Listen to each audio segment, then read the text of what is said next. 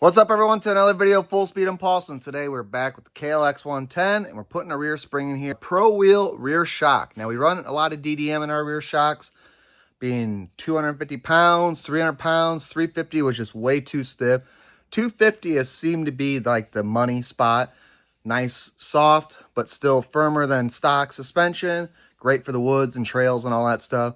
This here, I don't even know what it's going to be. So he did say he put a stiffer rear shock in the comments. I'll get a little more details from him and what he actually purchased, and I'll put it in there. But we're going to get this shock installed and see what it feels like. Pretty simple. No adjustments on this shock. Just simple install and it's done. Since we already did our video before, plastics are still off, which you'll have to get the tank off and all that to get to the nuts and bolts to make it easy for yourself. Get those off. 14 mil. Let's get at it.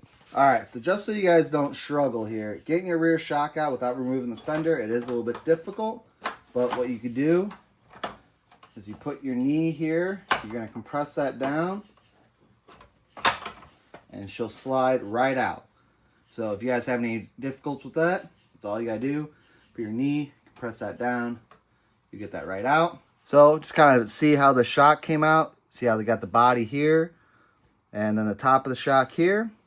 As far as the shafts here, and that's exactly how we want the other one to go in. All right, so you can see what I'm doing. Put that in there, spin that, and it should be good. All right, we got the rear shock in there, 29 foot-pounds for the torque specs on these, both top and bottom. And we're going to button everything up, and then we're going to see how this rear shock feels. All right, guys, we got the shock all on. We sat on the bike. It's definitely a stiffer rear shock, but it's not crazy. We're going to take the bike for a little bit of rip. We're going to take the bike for a little bit of rip tomorrow when it's daylight, and we're going to take the bike for a little bit of a rip when it's daylight, and we're not going to piss our neighbors off.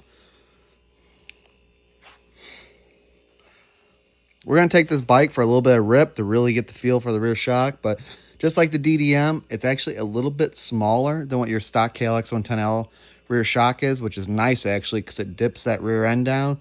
So when you sit on the bike, you don't feel like you're going to get bucked. It actually sits you nice on the bike. So bike feels great so far, but we're going to give it a ride.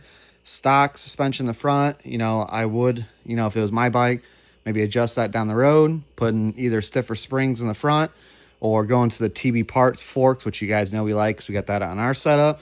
Or even just putting some washers and some thicker fluid might help the front end out on this thing.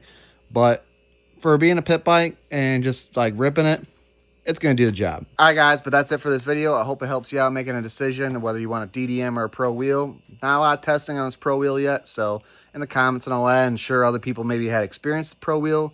Hopefully you'll chime in. But you guys know the deal. Until next time, we'll see you later.